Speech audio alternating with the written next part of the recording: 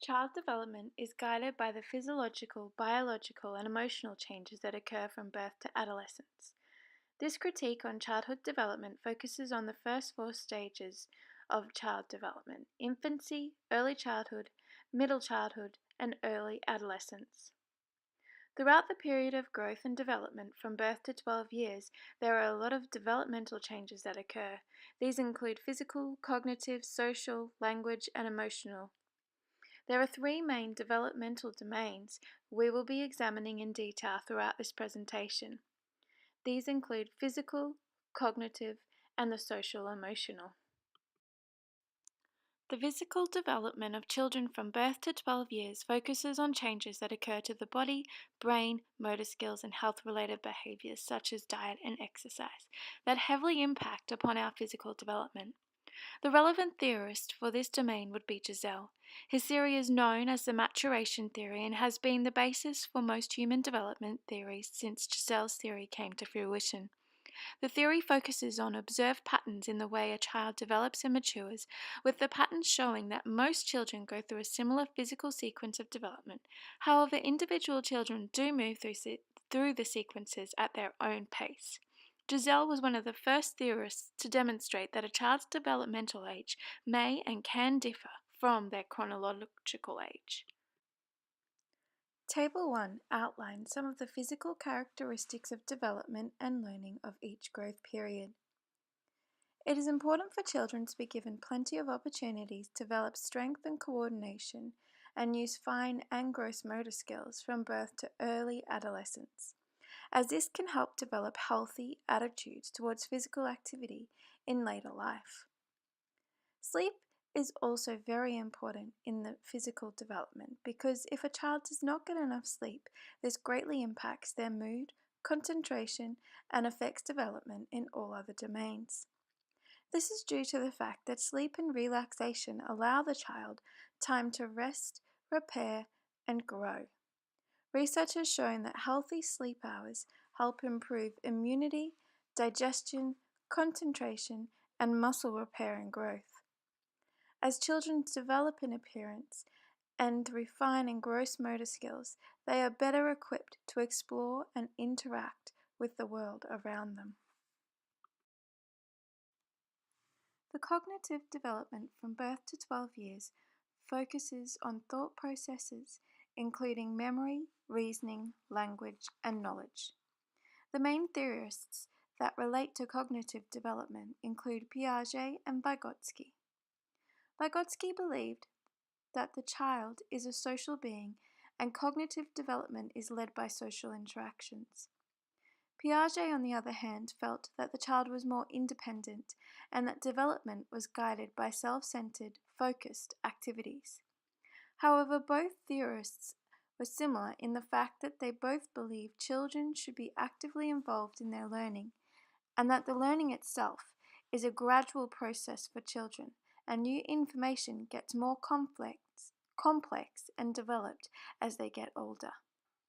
Both Piaget and Vygotsky recognize nature and nurture as important and as things that coexist in learning and development, and both agree that the cognitive development of children happens in stages and is sequential. Table 2 summarizes the cognitive characteristics of development and learning of each growth period. From infancy, children begin to respond to their own name and from very early on. They learn through exploring and manipulating objects, putting them in their mouth, and shaking and banging objects. Single words are developed at 12 months, which leads to multiple word sentences at 2 years. During the early childhood stage, children use and develop symbolic play and thought. Language at this age develops rapidly, with young children always asking lots of questions. Middle childhood is the beginning of formal school, and children learn to read and write and also learn formal mathematic operations and strategies as they begin to develop recall of number facts. In early adolescence, children begin to develop metacognition. Social emotional development consists of learning of ideologies of self, adaptability, motivation, temperament, understanding, and expressing emotion, friendships, relationships, interpersonal skills, personality and behavior, moral reasoning, and ethnic and cultural identity. One of the big theorists that relate to this type of development is Erikson and his stages of psychosocial development. When looking at Table 3, you can see that during the trust versus mistrust stage, which is during infancy, the infant is uncertain about the world in which they live and looks towards their primary caregiver for stability and consistency of care. If the care the infant receives is consistent, predictable, and reliable, they will develop a sense of trust which will carry with them to other relationships, and they will be able to feel secure even when threatened. Autonomy versus shame and doubt is the second stage of Erikson's stages of psychosocial development. This stage occurs between the ages of 18 months to approximately 3 years.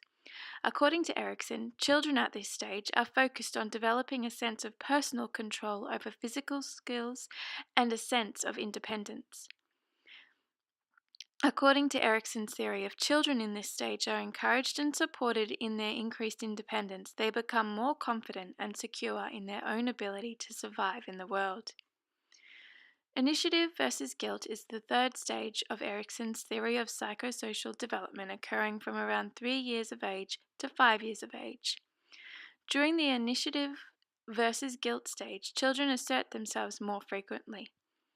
Pivotal to this stage is play, as it provides children with the opportunity to explore their interpersonal skills through initiating activities. If given this opportunity, children develop a sense of initiative and feel secure in their ability to lead others and make decisions. The fourth stage involves industry or competence versus inferiority, and this occurs during middle childhood and early adolescence. Children are at the stage where they will be learning to read and write, to do sums, and to do things on their own. Teachers begin to take an important role in the child's life as they teach the child specific skills.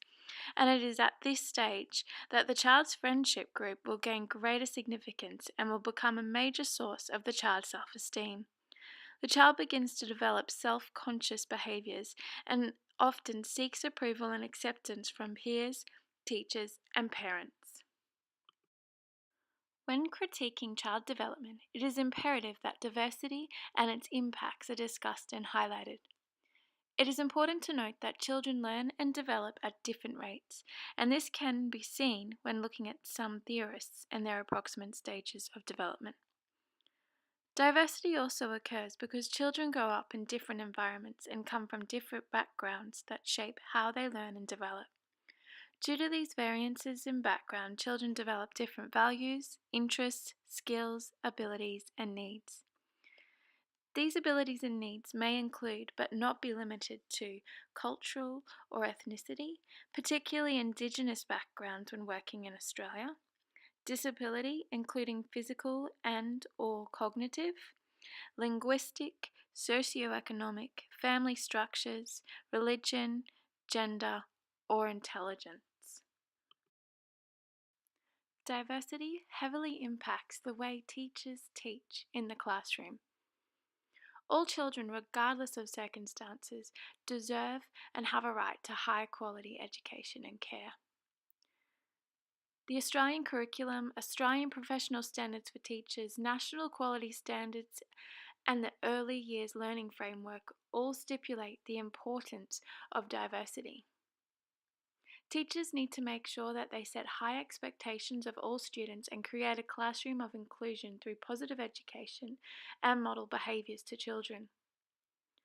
Teachers also need to develop self-awareness and be aware of their own biases that may impact their conduct.